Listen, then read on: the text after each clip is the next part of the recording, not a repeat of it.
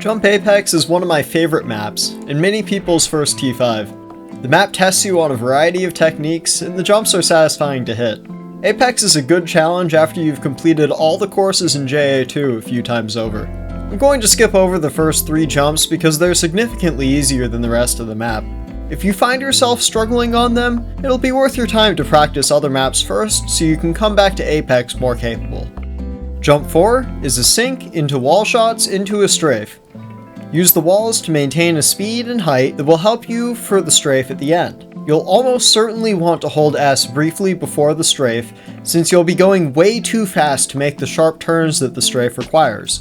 You have limited ammo, but if you reload rockets you can use them late on the jump, either to get to the strafe section just a little bit slower, or to boost yourself at the end of the strafe, holding S to kill speed, then shooting to send you backwards. Jump 5 requires some pretty good wall shots, and then a sink. You'll be gaining height the entire time, but your last wall shot is most productive if you focus it on speed. You'll be falling fast for the sink, so you have plenty of time to shoot, look back, and time your sink. 6 features a few different varieties of pogo. First you go downstairs, then some gaps, and then a wall climb to finish it off. Optionally, you can skip the stairs in some of the gaps with a bounce, walking off and doing an uncrouched bounce or a b-hop. Jump 7 starts with some walls, then goes into water and ends in a ramp. You want to go as fast as you can into that ramp, and that will often mean shooting off the walls while in or above the water. Careful during the strafe section not to miss the jump there. If you're going really fast and far and it looks impossible to do the strafe, you can use the slanted wall to glide into the end. Jump 8 has a back and forth wall climb. You want to start the jump off with a powerful rocket jump and maintain your vertical speed with good wall shots. Don't use W like you would normally do with wall climbs, because you need the backwards momentum to reach the opposite wall. Once you shoot the walls 3 times, you need to go forwards off the last wall and then do a sink. It's best if you're strafing and shooting into the last wall climb in such a way that you gain a little bit more speed into this wall shot. The sink that you need for this last part isn't very tight, but you need to be careful with your strafe so you don't lose speed or turn in too early and bonk.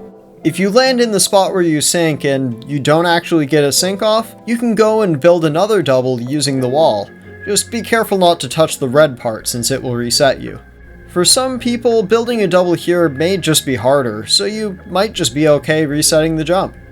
Jump 9 has some skips and a wall to start the jump out, but all the meat is in the jerf at the end. You want to start the jerf with some speed, and then use a rocket right away to start climbing the ramp while gaining speed. The next 2 rockets on the ramp have you going out faster and up, and then the last rocket may end up on the wall next to the ramp if you're going fast enough. Jump 10 has a wall climb where you need to strafe around the parts that jut out. After the first rocket jump, which should be as powerful as you can make it, you need to wait until the very last second before you start to strafe. From there, do 2 rockets on that wall, and then on the second rocket, don't hold W so you can do a maneuver to get around to the outside. When you do these strafes, you're doing a similar technique to jump 8, but you strafe back in instead of turning all the way out. Once you've done that, 2 or 3 more shots on that wall should get you high enough to complete the jump. All you need to do is strafe around the obstacles and surf avoiding the walls. For jump 11, use the walls to get enough height to do a double in the water, and then use the height from that double to build a triple. The black ring is a good indicator for about the height that you need to have enough time to triple. Jump 12 is one of the harder jumps in this map, and a lot of people struggle here. There's a few ways to complete this jump. The intended way is to do a pogo catch at the bottom, then climb the tower with various pogo techniques, and do a couple wall shots to the end. If you want to do this, be very careful during your pogo so you don't drop it. Take it slowly, because you can always recover and get a bit of speed on a platform, and then get to the next one. But if you choose to rush it and fall off, you need to start all over. Instead of doing the entire pogo, you can use telesinks to skip part of or all of the tower. When you do your telesync, you can either go on the left side or the right side. Left side is easier since you have more space to catch yourself on, and the telesync is more natural. Go low and fast with the telesync. Based on just how fast and high you are, aim a pre-fire either on the ground platforms or on the wall to catch yourself. You'll need to brake or turn hard to prevent your momentum from carrying you off the tower when you get a good connection with your rockets. Once you're under control, you'll still have a bit of the tower to climb, but you skip most of it with the sink. Going right side allows you to either skip the entire tower or briefly interact with the last platform. You do a telesync low and fast, but strafe hard right to get over to the right wall, which you can shoot on. Alternately, you can sync on the left wall to get where you want to go. When you sync on that right wall, you'll either catch on it into a wall pogo, or you'll wall sync off of it into the walls section at the end of this jump. If you get into the wall pogo, you'll need to climb up to the last platform, and then go in a circle and finish the jump off from there. The walls on this jump require some speed going into them and catching rockets to prevent you from falling too fast.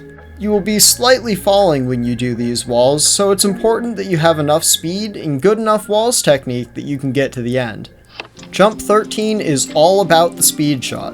The pogo beforehand isn't very difficult, and the walls and ramp afterwards are forgiving if your speed shot was good, but nearly impossible if it's bad. To make the speed shot as effective as possible, try to make the second pogo rocket send you upwards as if you're trying to clear a gap into a wall catch. Then, aim fairly far forwards on the speed shot so it sends you out quickly, but also gives you a good amount of height. This way, you can really go for a lot of speed on the walls and fly off the ramp really fast. Shoot off the curved wall a couple times and you should clear the gap.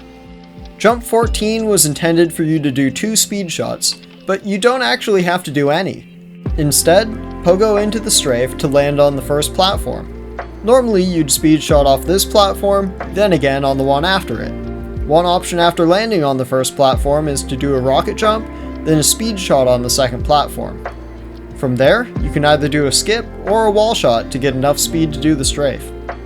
If you don't want to do any speed shots at all, you can do a wall shot from the last platform into a skip to get enough speed to make the strafe. This strafe is fairly tight, and it's very possible that you'll miss it a few times before you hit the jump. Jump 15 starts off with left walls with stairs. You need to do a pretty good job of keeping your vertical speed, but you don't need too much horizontal speed. In fact, if you have too much, you'll slam into one of the stairs.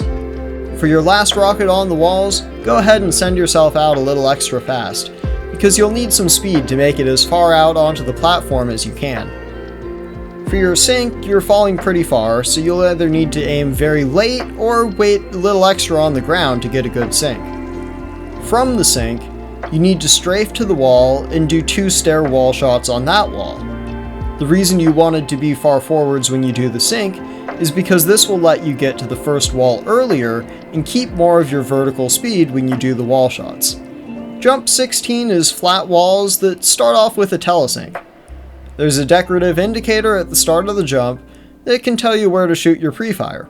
I found that shooting closer to the corner sets up this jump the best.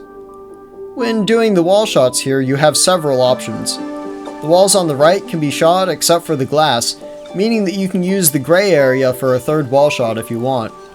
On the left, you can choose to do a wall sync, 1 or more wall shots, or a pre-fire wall shot into a regular wall shot. You can go pretty fast or pretty high or both. There's a wide range of approaches that work here.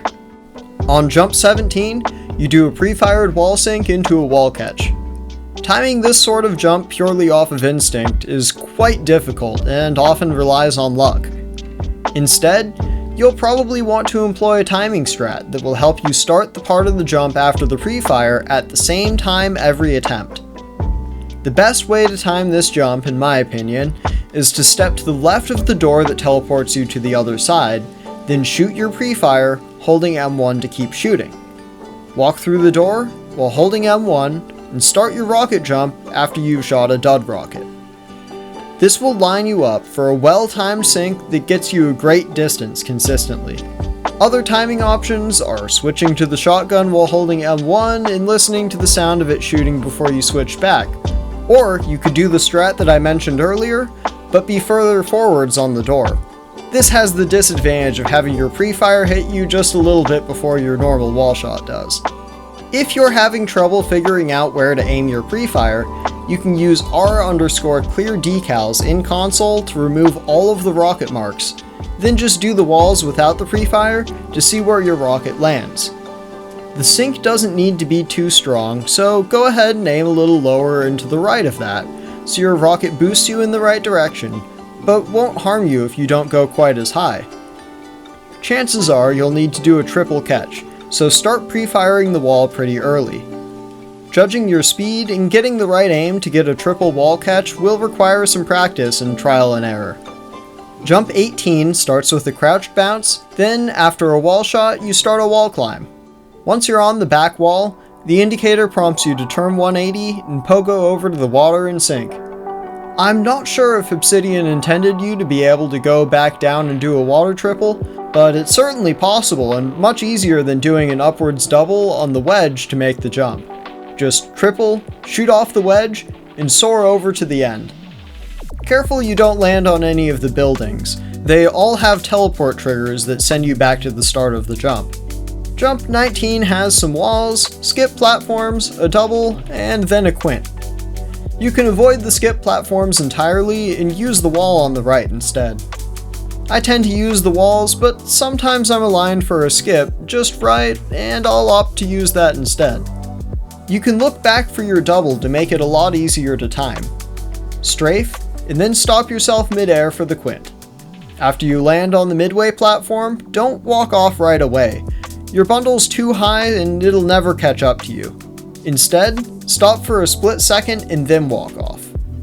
There's enough room to do this quint by waiting for your bundle all the way until you walk off, but that technique is strongly discouraged because it makes the timing for quints a lot tighter. Just one jump to go. The last jump on Apex is pretty fun. You slide down and do a double skip after the auto edge bug, shoot off the ramp, sink on the back wall, and do a couple wall shots to make it to a small jerf that sends you to the end. Walk into the first ramp and shoot your pre-fire for the skip pretty early. You're going to catch up to it, so similar to triple sinks, you're going to want to shoot it before you're going too fast. You won't see it though because of the vertical offset the rockets come out at. After you do the sink skip, you'll be sliding up the ramp fast. Aim higher or lower to maximize the height that you can get while still going fast enough to do a sink on the back wall. Ideally you have a little horizontal movement when you do that sink, because then you can strafe and save some of that speed when it's time to do the walls. However, for some people trying to move sideways during this sink might just add extra difficulty that'll make this part harder than the benefits are worth. After the sink on the back wall, do 2 powerful wall shots for speed and a bit of height. If you make it to the jerf, you're home free. Just shoot 1 rocket facing down on the ramp, and 1 at the end and you'll make it over every time. I hope you enjoy Jump Apex. Thanks for watching, and have a great day.